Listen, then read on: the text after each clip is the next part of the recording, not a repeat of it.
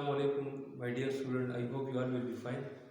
Today our topic is about the new one chapter, industrial chemistry. So first we have to define the industrial chemistry, that what is meant by industrial chemistry, and after that then we have to explain some specific topics according to the smart syllabus. That is the pesticide, petrochemicals, and the last topic is synthetic polymer.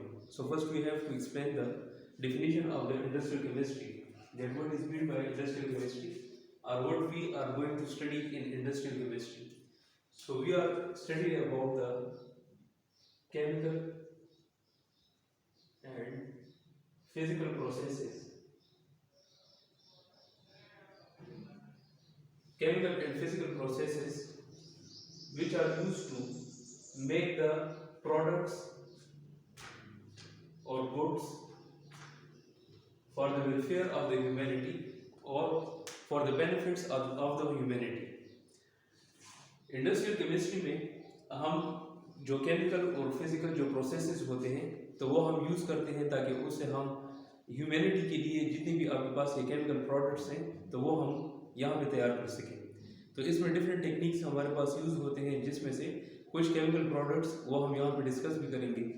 यहाँ पे अगर हम देखते हैं जो आपके पास industrial chemistry होता है तो it is mainly used for the marketable products. जो आपके पास ये मार्केटेबल जो प्रोडक्ट्स होते हैं तो उसके लिए आप जो है तो ये यूज़ करते हैं, और ये इसलिए हम यूज़ करते हैं ताकि हमारे पास इसमें हमारे जो इकोनॉमिक लाइफ है, हमारे जो कंट्री है, तो इन कंट्री की जो आपके पास इकोनॉमिक लेवल है तो वो आपके पास राइज अप हो जाए, ताकि हम जो है तो खुद ही अपने केमिकल प्रोडक्ट्स जितने भी गुड्स हैं तो ये हम खुद ही यहाँ पे जो है तैयार कर सकें, और हमें जो है तो फिर बाहर से इंपोर्ट ना करना पड़े, बल्कि हम अगर अपने ही प्रोडक्ट्स को, अपने ही गुड्स को अगर बाहर एक्सपोर्ट करते हैं तो इससे हमारी इकोनॉमी जो है तो हमारे मुल्क की इकोनॉमी ये बेहतर हो सकती है। इसमें आपके पास जो अनएम्प्लॉयमेंट है तो वो भी आपके पास ख़त्म हो सकती है, क्योंकि जब इंडस्ट्रीज ज़्यादा होंगे तो उसमें हमें एक्सपर्ट्स जो तो ज़्यादा चाहिए होंगे, तो जितने ज़्यादा एक्सपर्ट चाहिए होंगे तो सबको वहाँ पे अनएम्प्लॉयमेंट जो तो आपके पास ये ख़त्म हो जाएगी। तो इंडस्ट्रियल केमिस्ट्री के आपके पास बहुत सारे बेनिफिट्स हैं। इसमें जो है तो हम कौन कौन से प्रोडक्ट्स बना सकते हैं, जिसमें आपके पास पीवीसी जो आपके पास सबसे मोस्ट कॉमन इसमें हम पढ़ेंगे भी, पॉलीविनाइल क्लोराइड। तो पॉलीविनाइल क्लोराइड को अगर हम देख लें तो सैनिटरी साइड पे जो है हम इसे यूज़ कर सकते हैं, जिस पे आप जो है तो ये पाइप्स वगैरह इसे बनाते हैं। इसके अलावा जो आपके पास ये चेयर्स वगैरह हैं तो ये हम बना सकते हैं, क्योंकि ये जितनी भी आपके पास ये अगर हम इस पर स्ट्रेस लगा देते हैं तो ये हर एक स्ट्रेस को जो है ये टॉलरेट कर सकते हैं। इसके अलावा अगर हम पाइप्स को देखते हैं, जैसे पीवीसी पॉलीविनाइल क्लोराइड वाले जो पाइप्स होते हैं, तो इसमें ये एबिलिटी है कि अगर हमारे पास जो हम वाटर वगैरह जो यूज़ करते हैं अगर वो आपके पास गर्म हो या जो आपके पास ये ठंडा हो तो इसमें जो तो कोई इफेक्ट आपके पास नहीं होता है या आपके पास डिशेप नहीं होते। तो इसके जो तो सबसे बड़े बेनिफिट्स हमारे पास ये भी है। इसके अलावा अगर हम इसमें देख लें तो नायलॉन ये भी आपके पास जो तो यूज़ होता है, जो आपके पास एक पॉलीमर है। तो नायलॉन में आपके पास फिर 2 टाइप्स हैं आपके पास, नायलॉन 6/6 और नायलॉन 6/10, जो अगले लेक्चर में इंशाल्लाह हम वो डिस्कस करेंगे कि नायलॉन 6/6 और नायलॉन 6/10 हमारे पास किस तरह बनते हैं। तो ये मोस्टली हम ऐसे फाइबर्स में यूज़ कर सकते हैं। इसके अलावा स्टेम वगैरह नायलॉन के आपके पास ये बन सकते हैं। तो ये लेक्चर आपके पास इसकी इंट्रोडक्शन के हवाले से था कि what is industrial chemistry and how we can study the industrial chemistry, और इसमें जो हम क्या क्या टेक्निक्स जो है इसमें पढ़ेंगे वो इंशाल्लाह आगे नेक्स्ट टॉपिक में हम देखेंगे। अच्छा, अभी हमारे पास जो फर्स्ट टॉपिक इसमें आ जाते हैं वो है आपके पास पेस्टिसाइड। तो पेस्टिसाइड जो है ये किसे कहा जाता है, जिस तरह आपको पता ही होगा कि it is a chemical which is used to fight against the pest. ये पेस्ट के खिलाफ जो तो आपके पास ये फाइट करता है, पेस्ट को जो तो ये मारता है। पेस्ट को किल करने के लिए हमारे पास जो मेडिसिन यूज होते हैं तो उनको हम क्या कहते हैं, पेस्टिसाइड्स कहते हैं। इसमें जो सबसे कॉमन हमारे पास जो सबसे पहले जो आपके पास पेस्टिसाइड ये यूज होता था तो वो आपके पास था lead arsenate Pb3 AS2 ASO4 ये जो तो हमारे पास इसमें यूज होता था। ये बहुत सारे अरसे तक ये जो तो हमारे पास लेड आर्सेनेट को भी एज ए पेस्टिसाइड जो ये यूज किया जाता था, लेकिन इसके नुकसान जो थे ये बहुत ज़्यादा थे। जो आपके पास डैमेज करता था, हमारे पास damage wide variety of living organisms, जितने भी आपके पास ये लिविंग ऑर्गेनिज्म की जो वैरायटी है आपके पास, तो उनको जो है तो बहुत ज़्यादा जो है तो आपके पास ये इफेक्ट कर रहा था, उसे डैमेज कर रहा था। क्योंकि इसमें अगर हम देख लें तो तो एक जो तो इसमें ये आर्सेनिक है आपके पास, तो arsenic it is just like the carcinogen product है आपके पास, ये एक कार्सिनोजेन है जो कैंसर काजिंग मटीरियल है आपके पास। तो इसमें हमारे पास जितने भी ये लिविंग ऑर्गेनिजम्स है तो इनमें ये कैंसर वगैरह ये काज हो रहा था, क्योंकि हमारे पास जो आपके पास ये ग्रेजिंग के लिए हमारे पास जो डोमेस्टिक एनिमल्स ये जब जाते थे तो वो जब ईट करते थे तो वहाँ पे अगर हम एक फूड चेन देख लें तो उसमें हमें ये दोबारा इसके इफेक्ट्स जो थे ये उठाने पड़ रहे थे।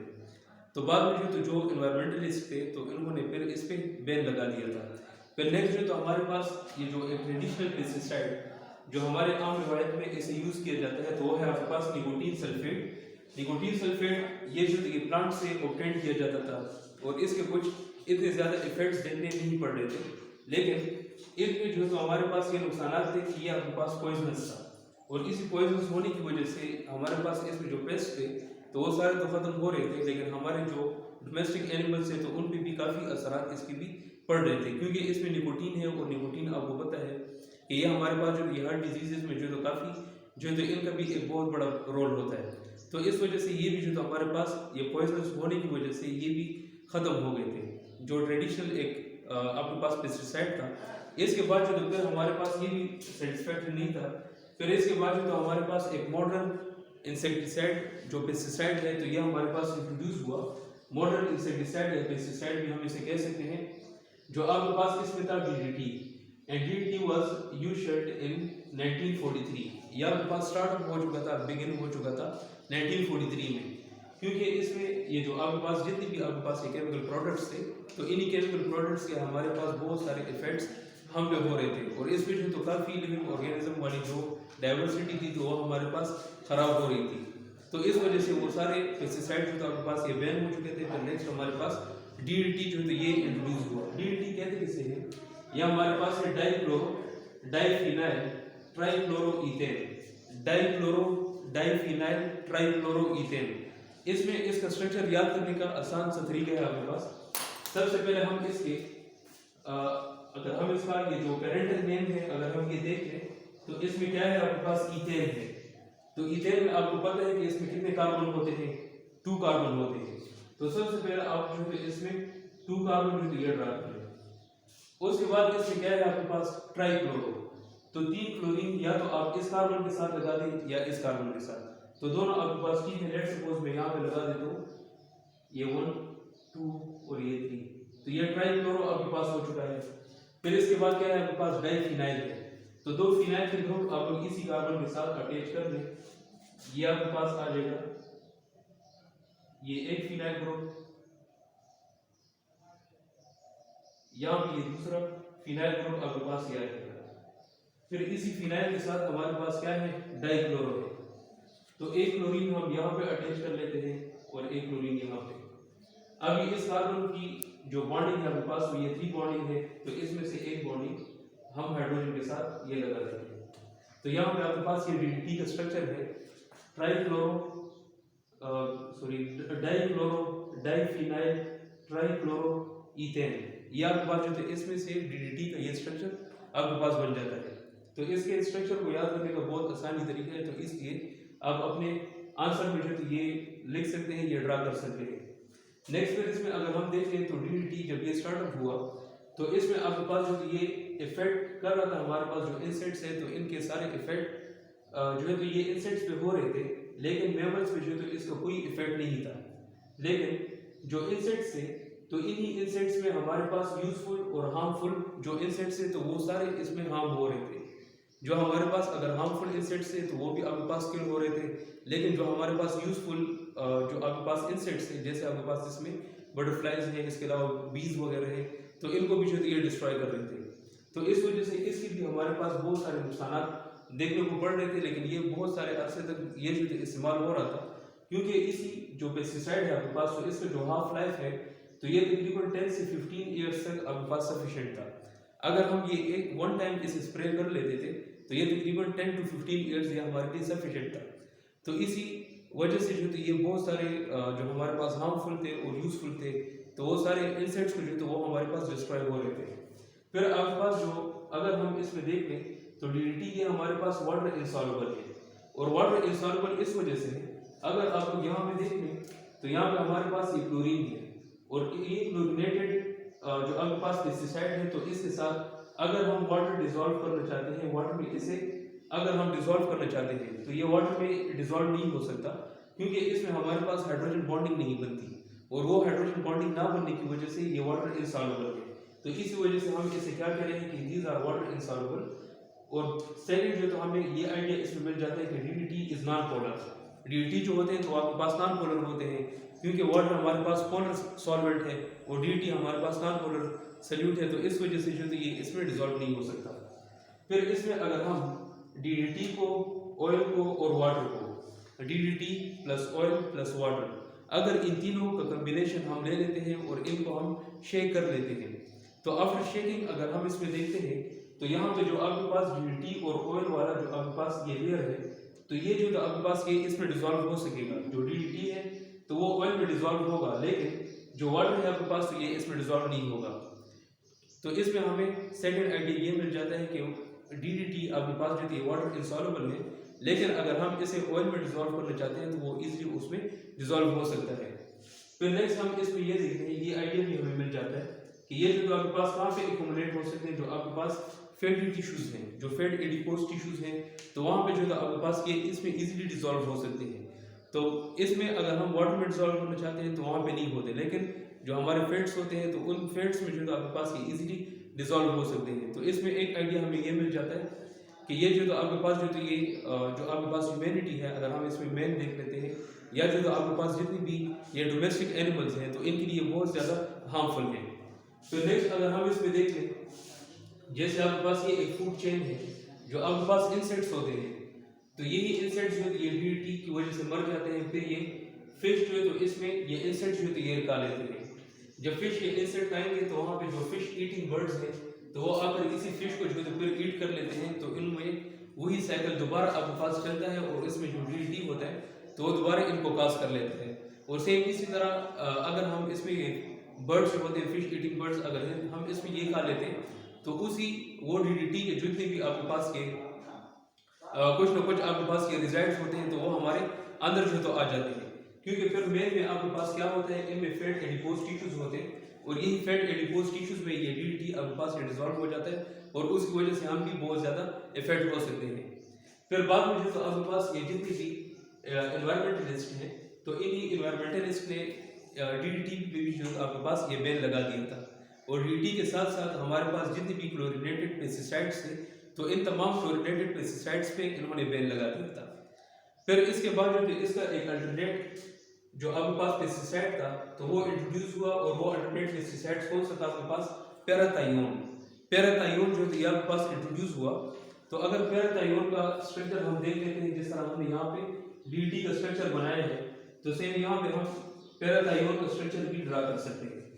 जैसे आपके पास यहाँ पे सबसे पहले हम क्या करेंगे, बेंजीन के एक रिंग हम इसमें ले लेते हैं। फिर यहाँ पे आपके पास नाइट्रो ग्रुप आपके पास आ जाएगा।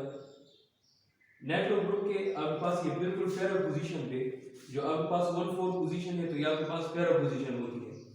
तो पैरा पोजीशन पे यहाँ पे आपके पास ऑक्सीजन आ जाता है, ऑक्सीजन के साथ यहाँ पे फास्फोरस, और फास्फोरस की यहाँ पे जो ऑक्सीडेशन स्टेट है वो आपके पास +5 रहेगी। तो अभी इसको सेटिस्फाइड करने के लिए यहाँ पर हमारे पास जो तो एक सल्फर जो तो ये आ जाता है इसमें। नेक्स्ट जो तो आपके पास यहाँ पे ये एक ऑक्सीजन, यहाँ पे ये सेकंड ऑक्सीजन। फिर यहाँ पे हम जो है इसको इसी ऑक्सीजन को यहाँ पे मिथाइलिन ग्रुप के साथ CH2 के साथ अटैच करके यहाँ पे कोई सा अल्काइल ग्रुप जो है ये लगा देते हैं, और सेम यहाँ पे भी CH2 और यहाँ पे जो तो आपके पास ये एक दूसरा अल्काइल ग्रुप ये इसमें आ जाता है। तो ये पैराथायोन का आपके पास स्ट्रक्चर है, पैराथायोन। और थायो ग्रुप जो है तो जहाँ पे सल्फर आपके पास एग्जिस्ट कर रहा हो तो उसके लिए हम थायो लफ्ज जो यूज करते हैं, और इसमें पैरा पोजीशन पे चूंकि ये अटैच है तो इसी वजह से हम इसे पैराथायोन ये कह रहे हैं। तो फिर ये पैराथायोन जो है आपके पास तो ये इंट्रोड्यूस हुआ, लेकिन इसके भी आपके पास ये जो मेंबर्स हैं हमारे पास या इनके अलावा और जो हमारे पास लिविंग ऑर्गेनिजम्स हैं तो इन पे कुछ डायरेक्ट इफेक्ट नहीं हो रहा था। लेकिन बाद में जब देखा गया जो एनवायरमेंटलिस्ट थे, जो आपके पास और जो एक्सपर्ट्स थे, जब इन पे रिसर्च हुई तो ये भी बाद में जो आपके पास ये काफ़ी इफेक्टिव था, ये हमें जो तो काफ़ी मुतासर कर रहा था। तो अभी तक हमारे पास कुछ एज सच ऐसा कोई अब आपके पास ये पेस्टिसाइड नहीं बना जिसके अगर हम देख लें जो आपके पास ये असरात हैं तो सिर्फ ये पेस्ट पे हो और ऑर्गेनिज्म पे ना हो। तो अभी तक इस तरह इंट्रोड्यूस नहीं हुआ। लोग इस पे कोशिश कर रहे हैं कि हम कुछ ऐसा पेस्टिसाइड इस पे बना दें जिस पे हमें सिर्फ ये फ़ायदा हो सके, जिससे हमारे पास सिर्फ यही जो हमारे पास जो इंसेक्ट्स हैं तो ये आपके पास जो ख़त्म हो और बाकी इस पे कोई नुकसान हमारे पास ना हो। अभी हम चलते हैं नेक्स्ट टॉपिक की तरफ।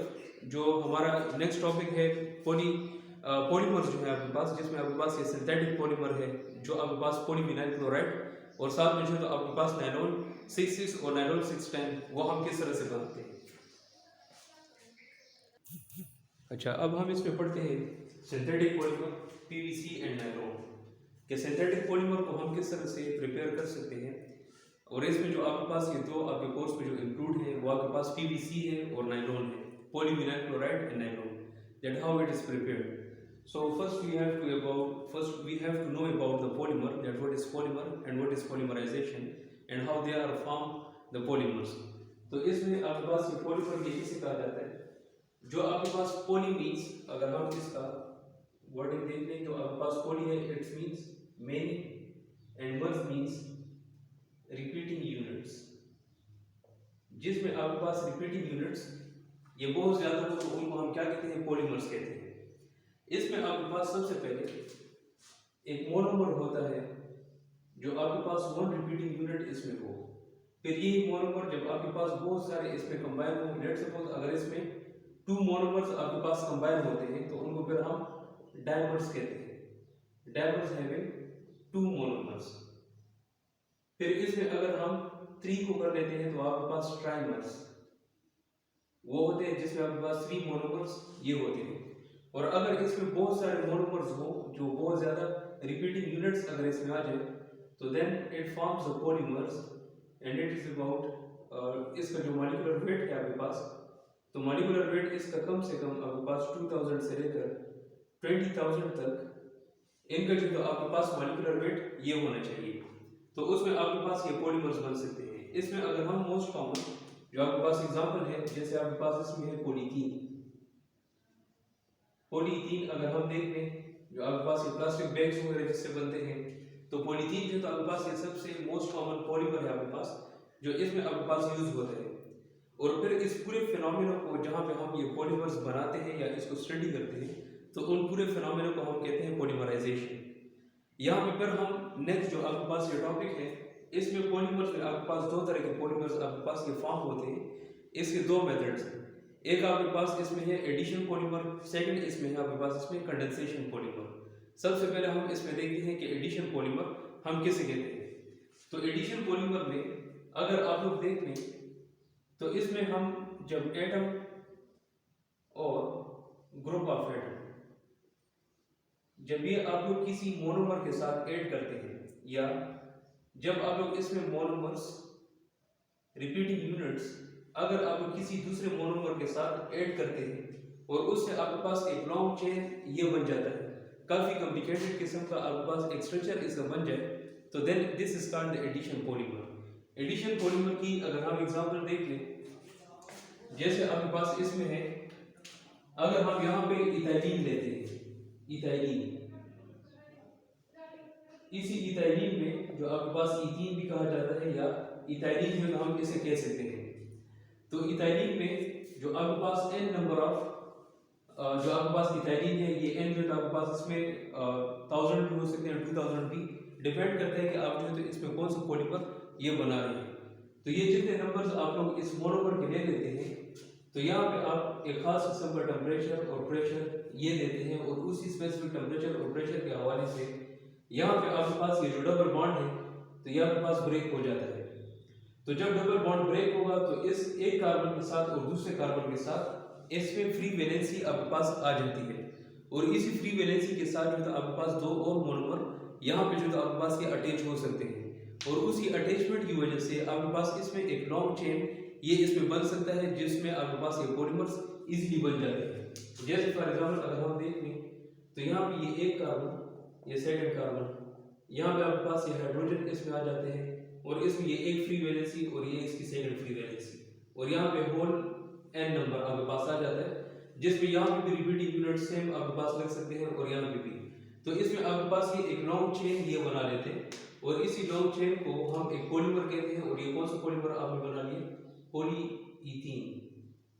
पॉलीइथीन लिखा जाता है और प्रोनाउंस आपके पास ये पॉलीथीन भी प्रोनाउंस हो सकता है। बाकी ये लिखा जाता है आपके पास पॉलीथीन या पॉलीइथाइलिन, ये भी आप लोग जो तो इसे कह सकते हैं। पॉलीइथाइलिन या पॉलीइथीन या पॉलीथीन आप लोग प्रोनाउंस कर सकते हैं। अच्छा, इसमें अगर आप लोग देख लें तो यहाँ पे जो आपके पास ये जो मोनोमर्स थे और जो आपके पास पॉलीमर्स थे, तो इन दोनों का अगर हम एम्पेरिकल फार्मूला देख लेते हैं तो दोनों का एम्पेरिकल फार्मूला वो आपके पास सेम आता है। दोनों का एम्पेरिकल फार्मूला अगर हम चेक कर ले, यहाँ पे जैसे आपके पास 2 कार्बन है इसमें और 4 हाइड्रोजन, तो C2H4, इसमें आपके पास ये 2:4 रेशियो इसमें आ जाते हैं, 2 1 2 2 2 4। फिर आपके पास इसमें 1:2 रेशियो आपके पास इसमें आ जाते हैं, तो मींस कि 1 कार्बन एंड 2 हाइड्रोजन। ये इसका एम्पेरिकल फार्मूला है जो आपके पास इथाइलिन है। यहाँ पे जो पॉलीथीन है अगर हम इसका देख लें तो यहाँ पे भी आपके पास ये 2 कार्बन और 4 हाइड्रोजन है, तो इसके रेशियो अगर हम निकाल लें तो सेम वही आपके पास 1:2 रेशियो इसमें आ जाती है, तो CH2। तो इसमें हमें ये पॉइंट मिल जाता है कि the empirical formula of monomer and polymer must be same. इन दोनों के जो आपके पास मोनोमर का और पॉलीमर का जो आपके पास एम्पेरिकल फार्मूला होता है तो दोनों आपके पास यहाँ पे सेम रहता है।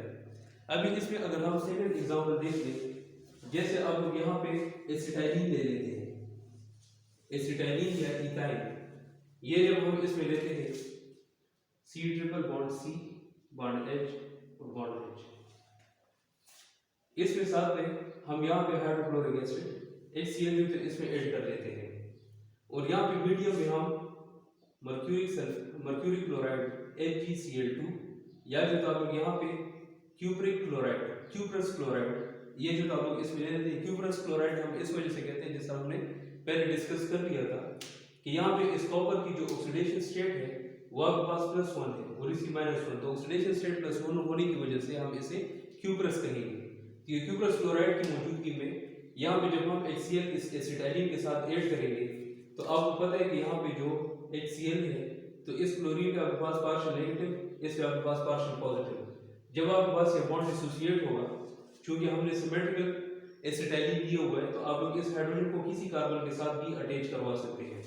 तो यहाँ पे लेट सपोज हम ये बॉन्ड यहाँ पे ब्रेक कर लें, एक हाइड्रोजन जो तो हम इस कार्बन के साथ ऐड कर लें और क्लोरीन को इस कार्बन के साथ, तो आपके पास इसमें जो रिजल्टेंट प्रोडक्ट इसमें बनेगा तो आपके पास होगा C डबल बॉन्ड C, यहाँ पे आपके पास ये एक क्लोरीन, ये हाइड्रोजन हाइड्रोजन और ये हाइड्रोजन, तो इसमें आपके पास क्या बनेगा? Vinyl chloride.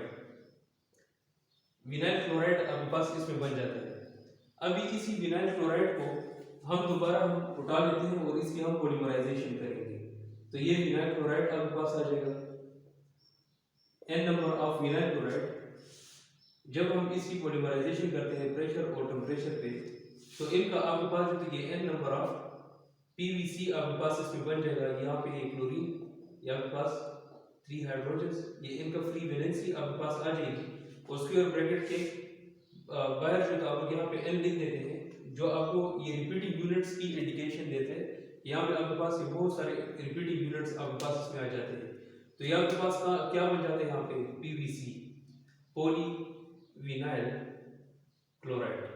तो विनाइल क्लोराइड ने विनाइल क्लोराइड से आप लोगों ने देख लिया है कि हमने इसमें पॉली विनाइल क्लोराइड ये किस तरह से बना लिया है। तो इस पूरे प्रोसेस को हम क्या कहते हैं? पॉलीमराइजेशन कहते हैं, और इसी पॉलीमराइजेशन के जरिए आप लोग जो तो PVC ये बना सकते हैं। इसके बाद जो तो industrial method for the preparation of PVC है आपके पास, तो इंशाल्लाह वो नेक्स्ट लेक्चर में देखेंगे। और साथ में आप लोग नायलॉन 6 और नायलॉन 610 वो आपके पास किस तरह बनता है, इंशाल्लाह वो हम नेक्स्ट लेक्चर में स्टडी करेंगे। तब तक के लिए अल्लाह हाफिज़, टेक केयर।